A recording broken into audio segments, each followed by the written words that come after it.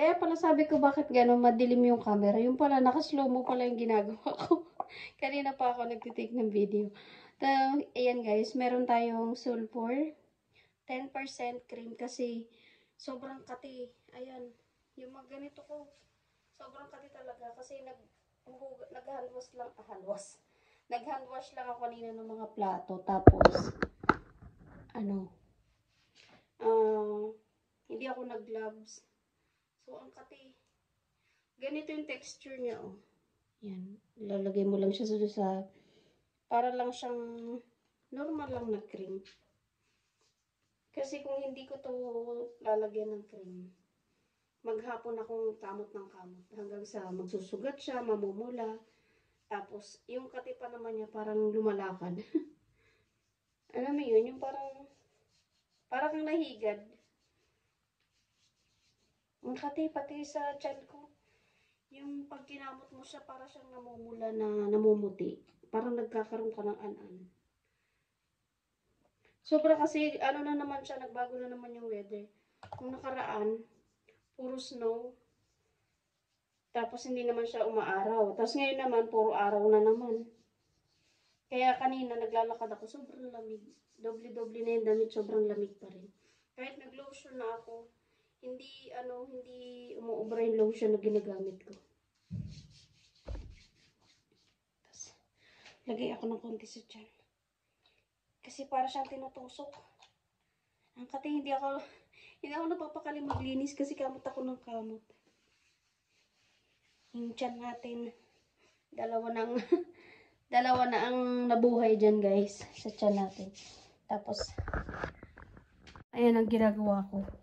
Sabi ko, wala akong ganong gagawin kasi malinis nga. Wala naman din ganong labahin. Ito na lang. Kinalkal ko na lang siya para sa ibang araw, hindi ko na siya gagawin. Ito na map ko na yan. Babalik ko na tong kama, tapos yung mga throw pillow. Ang dami kong gagawin. Tapos itong green na chandelier, tatanggalin natin yung mga green na yan, natatanggal kasi. Hugasan natin para matanggal yung alikabok. Kasi mga alikabok na yun. Ayun, oh. Dito kasi ako nagpa-plancha, kaya yung kwarto na to sobrang maalikabok lagi. Kaya kailangan hindi naman other week. Kailangan mga twice a month, malinis ko siya, ma-general cleaning. Tapos update tayo sa weather. Kakaalis lang ni babae. Ayan, nawala na yung araw. Kanina maaraw eh. Ayan o. Naging maulap na siya. Sobra yung lamig. Nakakainis na. Makati sa katawan. Ganun pa rin yung lake na to. Hindi na siya pwedeng lakaran kasi malambot talaga siya. Paiba-iba kasing weather kaya yung lake dito hindi ganun katigas. Kahit doon sa Nevsky. Tapos ayan, masyado na siyang maulap. Kanina ang ganda. Ganda kasi na reflection ng araw. Ngayon, ayun na. Maulap na ulit. So, trabaho na tayo. Para marami pa tayong magawa. Ayan tayo.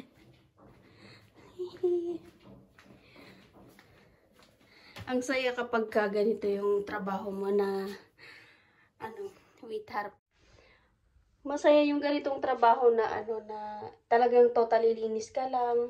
May bata man, pero yung bata kasi dito may nani. So, maganda siya kasi magagawa mo yung gusto mo. Ito ang buhay ng OFW dito sa Russia. Diba? Dito guys, siya, yung mga amo dito, mababait ang amo dito. Talagang, kung anong ugali mo, yun din ang papakita nila. Mabait ka. Mabait din sila sa'yo. Pero pagka maldita ka, naku, asahan mo, maldita rin yan. Hindi ka man nila masabihan na kung ano kasi busy yan. Ide-delay ang sahod mo. So, magta-time-lapse na lang ako para hindi ako daldal ng daldal kasi nakakapagod. So, ito na lang. See you later. Samahan nyo akong madali.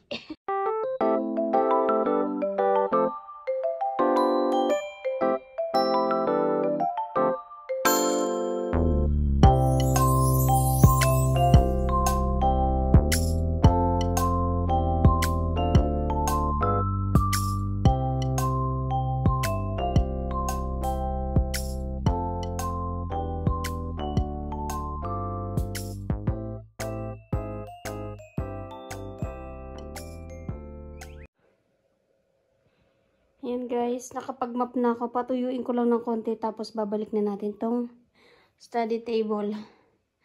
Ay, nakaganyan kahirap maglinis. Sa sobrang daming gamit. Ito hindi ko pa natatapos. Patutuyuin lang natin tapos ibabalik natin ulit mamaya. Yung carpet at saka yung iba naman. Kapagod.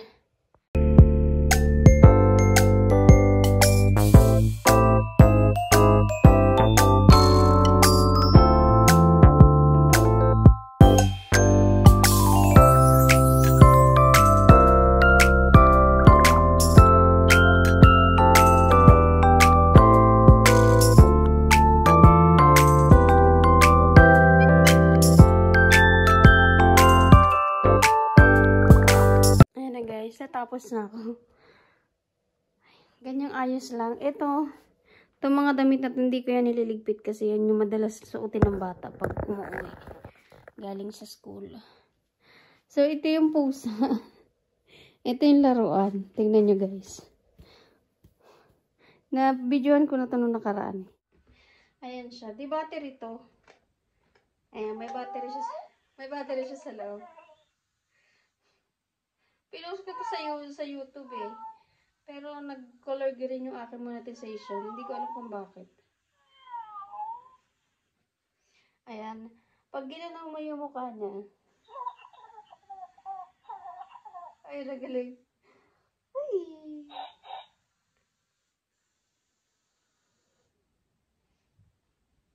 Babahingin.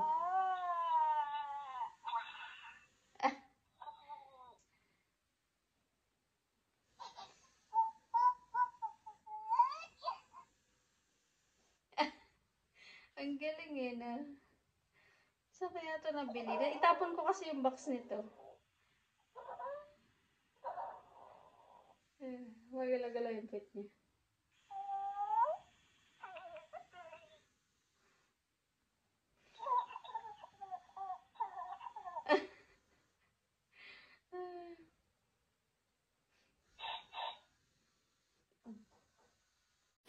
Nag-message si babae, sabi niya, iluto ko daw to. Yung parang, imbis na buttered garlic shrimp, buttered garlic, ano yata, ito beef o pork, yan. Nilutuan ko na kasi sila niyan, chicken naman yun, nagustuhan nila. Tapos ganito ang rice dito guys, oh.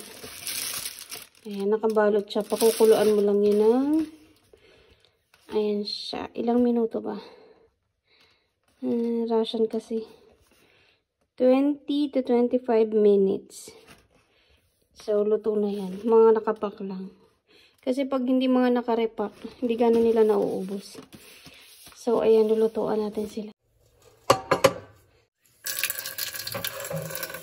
Ayan, magpapakulo lang tayo ng tubig na nakalubog siya. Parang dito kalahati. Kasi itong tubig filtered yan. So, pwede yan inumin. Ito yung mga hinugasan ko kanina. Pag mga ganito karami lang hugasan, hindi ako na washing, dishwashing. Sayang sa kuryente, sayang sa sabi.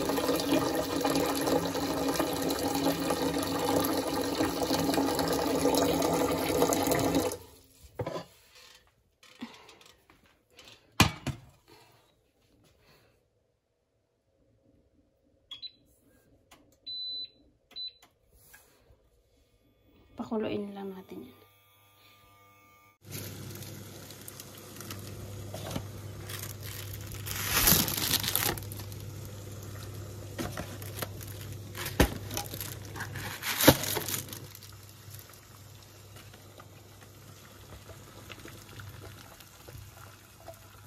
Ganyan lang siya guys.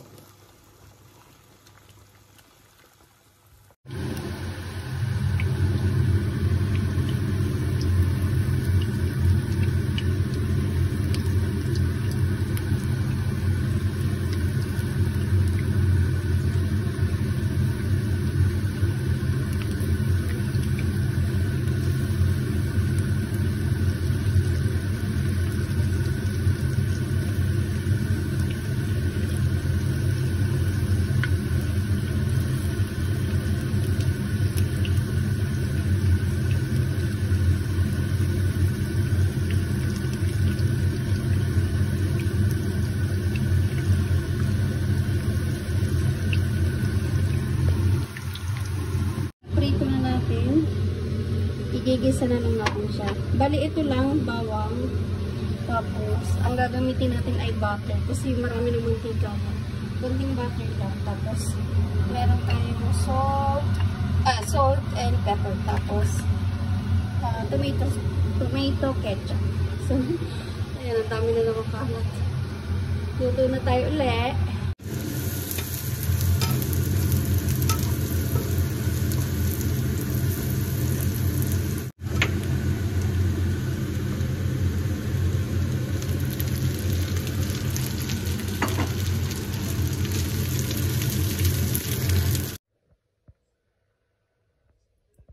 Tapos na guys, ganyan lang siya. Ang sarap niya, para siyang lasa siyang barbecue pero lasang isaw, parang gano'n. Nagmix-mix din lasa. Tapos, masarap siya kasi nilagyan ko ng spring onion. Tapos, ayan, maraming bawang. So, gusto ni babae yan. Tapos, etong rice, ayan, tatakpan natin ito mamaya pag lamig. So, after magluto, hugas na naman.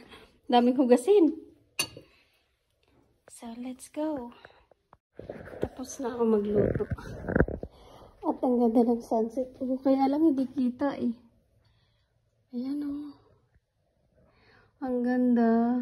Ang ganda niya pag nandun sana tayo. Ayan, nagbibideo rin si kuya. Ayun. Ang ganda. Ayun yung sunset. Alas 4 na ng hapon. Ang ganda niyan kung nasa taas yung ating flat. Kaya lang, ito lang ang abot ng ating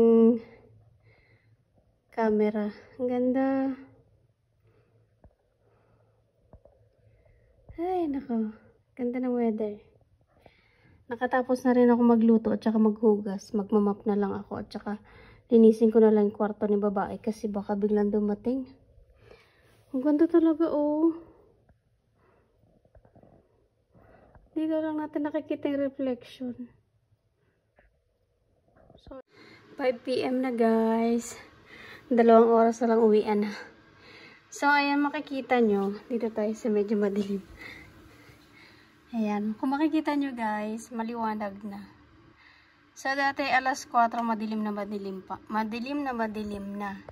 Ngayon alas 5 maliwaliwanag na. Maulap lang kasi. Pero pag walang ganong ulap, ayan siya. Ang ganda. Ay, nakakapagod. At yung Christmas tree, hindi pa rin tinatanggal. Ewan ko sa city, baka natanggal na rin yung mga Christmas lights doon, mga Christmas decor. Kasi dito, saglit lang yan. Ang bilis nilang matanggal yan sa mga kanto-kanto. Konti na lang, uwian na.